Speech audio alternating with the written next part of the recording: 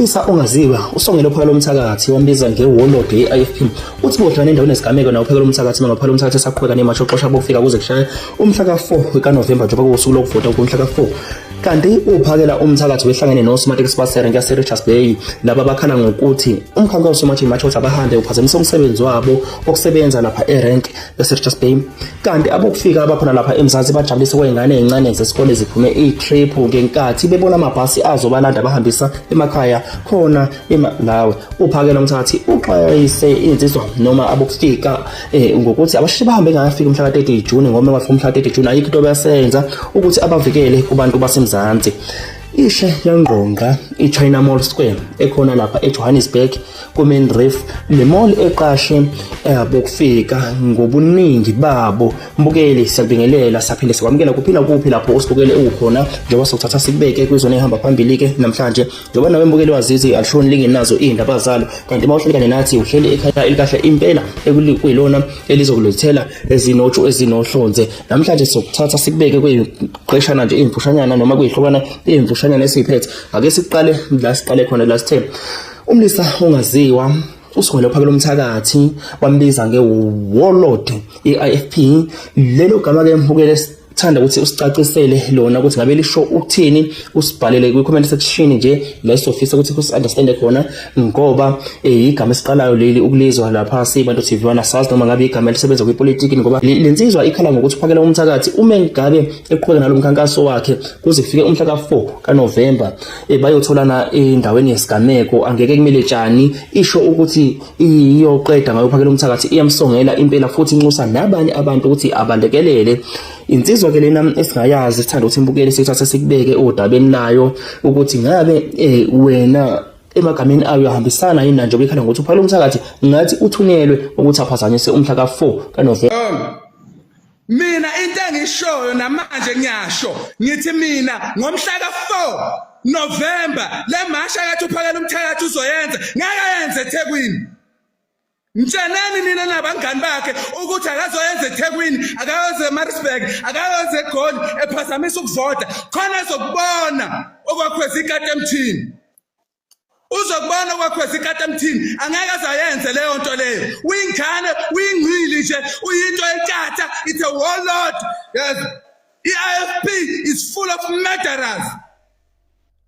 If they think in the to kill innocent people, they will repeat that in 2026. They will never do that. Not in our lifetime. Not in our lifetime. There is nothing else also to ukuyobhikisha ngomhla ka4 November efuna ukuvimba abantu ukuthi bangayovota will meet us on the ground.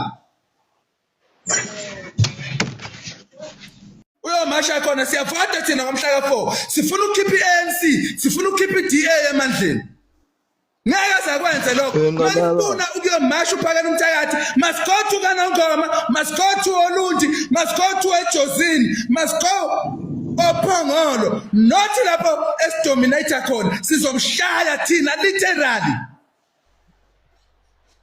ngadlalisha thina ikatha since 1994 yayingafuni ukuyovota yayithini aqhubeka uhulumeni wakaZulu izinja ingafuni isivota zifuna siqhubeke siphathwa amabhulu njengamanje futhi again basebenzisa uphakela umthakathi umsunu wenja ukuthi ayophazamisa ukuvota kuze iDA nenkatha izoqhubeka ivote iphathe. Udinga ukushaya abantu base South Africa ke manje uphakela umthakathi usenyathela amasimbi engane abafana yasinukela unyathela amasimbi engane yasinukela udakwe imedia udakwe ifemu. Ifemu is a drug if you don't know. Ifemu is a drug. Once ifemu got into your head you will not function normal. What is happening manje uphakela umthakathi is psychologically disturbed. Uyahluleka ukuabsorb ifemu imdakiwe that's why esethi akuphazanyiswe ukuvota mayizothi akuphazanyiswe ukuvota will not go to kaNongoma uphakela umthakathi will not go to Olundi but will go to eThekwini or will go to Pietermaritzburg or Newcastle. why IFP is not dominating. That's why I'm calling upon all MK members ukuthi in case uPhakela Umthakathi is planning a march ngomhla ka-4, we must go and attack uPhakela Umthakathi. We must go and attack uPhakela Umthakathi in numbers. Besibuzile ke mbukeli ukuthi ngabe wena umbono walensizwa ngoba uyabona ukuthi usihlangothini leqembu elithile kanti ufuna ukusebenzisa ukuthi uPhakela Umthakathi uhlangothini leqembu elithile wena ngokwakho ukubona ucabanga ukuthi lo mhlonishwa noma lo muntu lona lento ayichazayo la ngezansi noma kulesiqeshana oqeda usibona siyawenza yini umqondo ukuthi uPhakela Umthakathi akangavuleli isango labantu abazomasha noma abakufika abangaphazanyiswa ngomhla ka4 November ngoba sithina siyobe sivota uphazanyisa abokufika noma uxosha abofika ngomhla ka4 November kwenziwe ukukhukhulelwa ngoqowe march lokho kophazamisa nohlelo lokuvota njengoba sazi ukuthi vele uma ngabe kuba khona imarch engaka baningi abantu abangeke bakwazi ukuthi bayovota abantu bayo attenda imarch bese kungavotwa kodwa ke asazi ukuthi umbono wakho uthini wena ufuna ukuvota noma ufuna uxosha abokufika silapho nje la sikhona ihlukana lapho ke imbukeli phakathi kwaPhakela Umthakathi nalensizwa esimsongele uPhakela Umthakathi ukuthi impela ngomhla ka4 November hey asazi nakamehlo akake umbombo siyobona sekwenzeka kanti uPhakela Umthakathi ubehlangene nosomatekisi baserenke yaseRichards Bay abakhala ngokuthi umkhankaso eMarchini Machothi abahambe uphazamisa umsebenzi wabo waserenke khona lapha eRichards Bay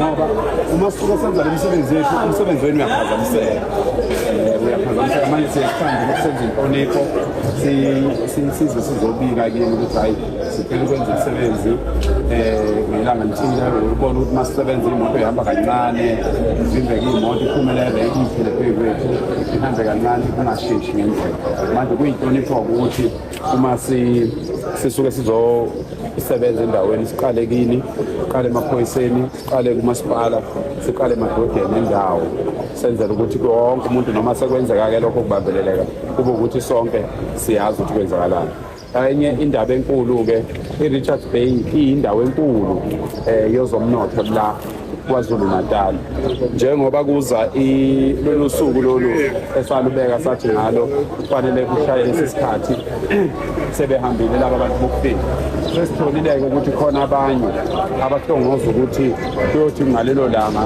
bephumele bona ukuthi bazovimba thina so yibo-ke labo bantu ozothola ukuthi bazogcina sebenza ukuthi kushiye idolo uyabona sebenza ukuthi kushiye imoto sebenza ukuthi kulimala abantu manje-ke ngithande mina-ke ngahlakaniphela khona lapha erenki so irenki ngiyayithemba kakhulu ngoba inamadoda inabantu futhi abaneqiniso inabantu abahlale bazi futhi ukuthi uma kwenzeka into yenzeke kanjani sebengizokhulekela lo mhlangano-ke ngoba siyezwa futhi ukuthi abanikazi bey'ndawo bamabhilidi lawo amadala bafuna ukuthenga iy'nsizwa lezi ezakithi eziy'hlalela lapha emadolobheni ukuthi zishisela amabhilidi kube ngathi ashiswe yithi ngoba bafuna bona ukuyofaka isicelo sokuthi bethole imali yokushwayelela manje-ke konke lokho bafethu bengizokhuleka ukuthi ngelinye ilanga mhlawumbe sikhulume nani baphathi bami mhlawumbe kube isikhathi esincane nje 15 minutes sibize zonke iy'nsizwa sikubeke lokho ukuthi akwesicela wonke umuntu ekweluse lokho ngoba uma kungathiwa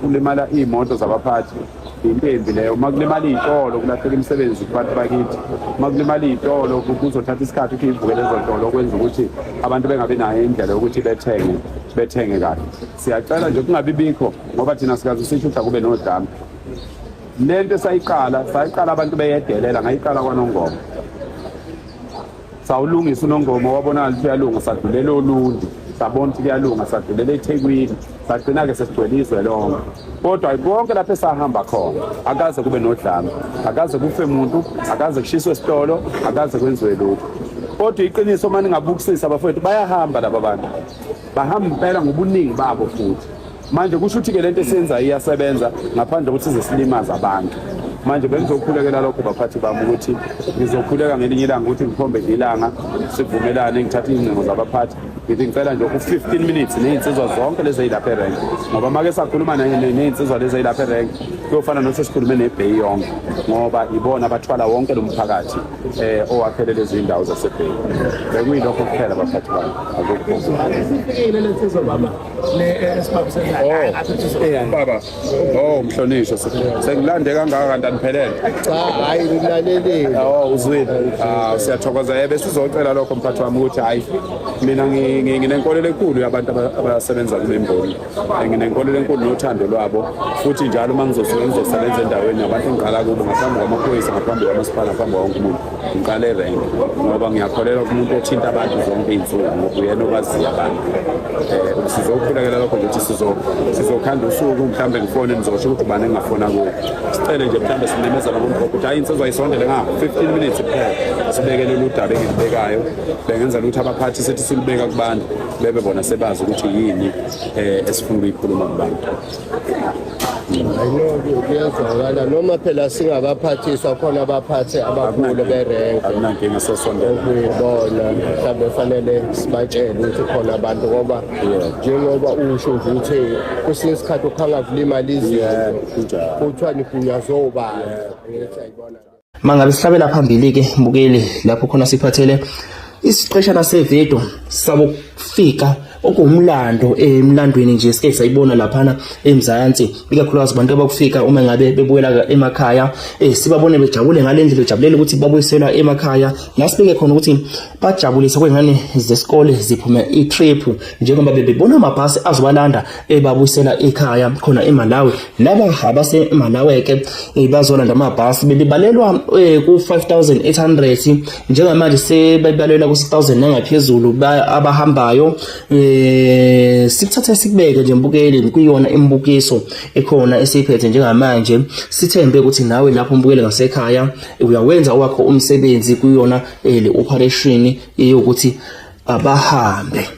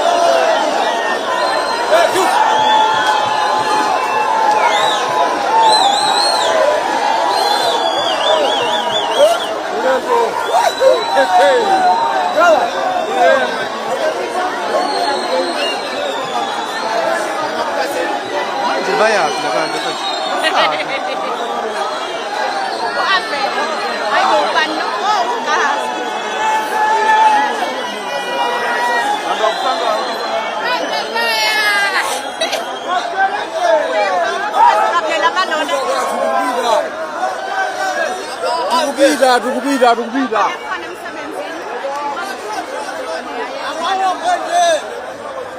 Hello? Baca kau sini kan sampai.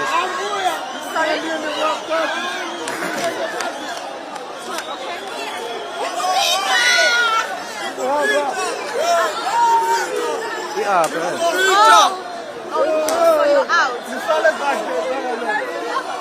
njengoba besishilo ke ukuthi umbukeli ukuthi iyaqala ukwenzeka lento emlandweni kuwumlando ukubona abantu bejabulele ukuya ekhaya kangaka emva kwesikhathi eside kangaka sathemba ukuthi bathumela umlayezo omuhle nakozwa kabo abangabo ukufika khona lapha eMzansi ukuthi akukho kuhlungu akulimazi umuntu ukuthi nje ubuyele ngasekhaya uyolungisa izinkinga zasekhaya mhlambe uyoqala nempilo entsha ezoba ngcono la uzosuphila khona ngale kokuhlale ukuvika iphoyisa likamasipala uphinde uvike izakhamuzi ekhala ngathi cha sesibongile ukuvakasha kwakho sesiyabonga sicela ushayise ngomoya sikwazi ukuthi silungise inkinga zegceke njengoba nathi insizwa ezisimele laphana kwi-March and March kumkhankaso sabahambe ophakela umthakatho wezemichunu nenkosazana lapha uJacinta ngoba besezuma bethi sesafuna ukulungisa iSouth Africa ngoba nathi sinazo izinto inkinga sithembeke ukuthi nabanye bayothola umlayezo ake sihlabele phambili mbukeli lapho na sizodlulela udabeni insizwa gade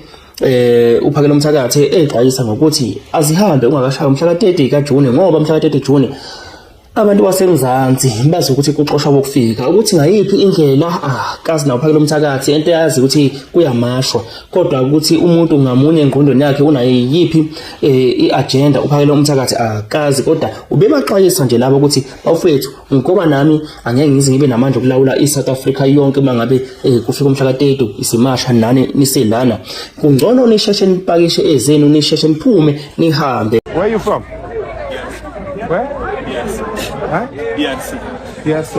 So what are you doing here? Because we've been calling for you guys to leave the country. Why are you still here? I was not to school for children. No, my friend. No. Please respect what we are saying and don't try and oppose what we are doing. Don't listen to the government. Don't listen to the police. Don't listen to anyone. Just listen to us. We are saying this peacefully. Please go to your country. 30 June is the deadline, but it's not like you must leave on the 30th of June. Yes. Don't leave on the 30th of June. Leave now, because the 30th of June, I can't control people of South Africa. All right, let's do the right thing. Respect our country, respect us.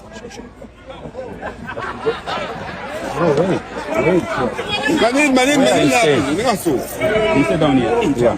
What were you doing here? No, I have a business here, so I'll go to school here. Go to another trip, so I'll go to take something. So who's this? This is a boy, I know he's staying in China. Yeah, so why is he running away? I don't know. Why are you running away? I'm scared. Why? I was scared. Do you know we started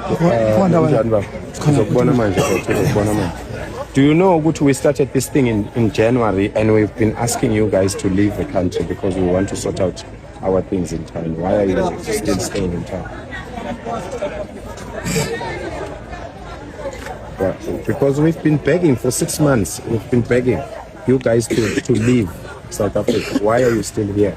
And then when you see us, you are running. So you are running. Where are you coming from? Uganda. So as you were running to Uganda. Where were you running to? Don't do this. You understand? The fight is not about you. Yeah, the fight is about correcting the systems and fixing our country. So we don't want to have a problem with you. Just please go. Yes, ma'am. Yes. And what are you doing in town?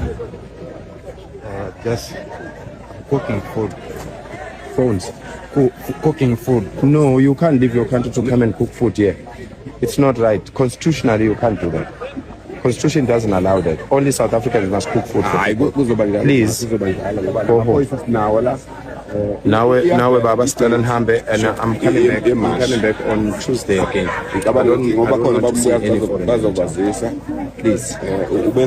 Kusekuhle impela mosabuka kukhulunywa kanjena kodwa uma kufika umhla ka-30 kuyobe kungasaxoxiswana njengoba sibona kuphina kuphi abantu left and right bethi umhla ka-30 mina ngiyobe ngihlume ngalokho umhla ka-30 ngiyobe ngihlume ngalokho umhla ka-30 ngiyobe ngenza lokho wena mbukeli lapha wena ngasekhaya umhla ka-30 ulungisele ngayiphi indlela awusithathe nje usibeke lapha comment section sizwe okwakho ukwehlela ukuthi ngabe uhlele kanjani mhlambe uyobe umemezela noma ushaya ivuvuzela uhlele kanjani ulwakhe uhlelo lika mhla ka-30 noma uyobe khiphe i-transport ubafaka emotweni kwingolovane ubahambisa wawelisa umngcele.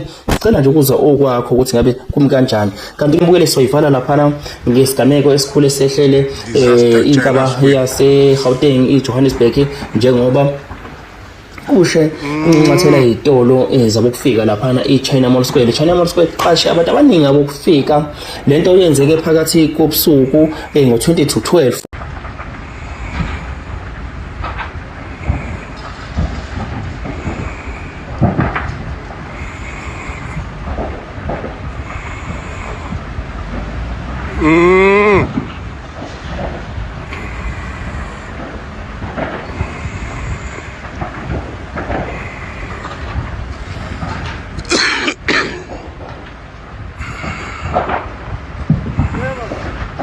Nduni ngiyaphila mnjani? Bekuyilozo mbukele siphathele zona. Siyathemba ukuthi usubscribe-ile walike ama-video ethu ukuze nje uqhubeke uthole amanye, uqhubeke uhlalene nathi silethela nje zonke izihloko hlukana kwazo ezikhethekile ezosuku kuyizona ezihamba phambili ngoba alishoni lingenazo izindaba zalantu abantu TV1 ekhaya lakho lezi ndaba elethembekile.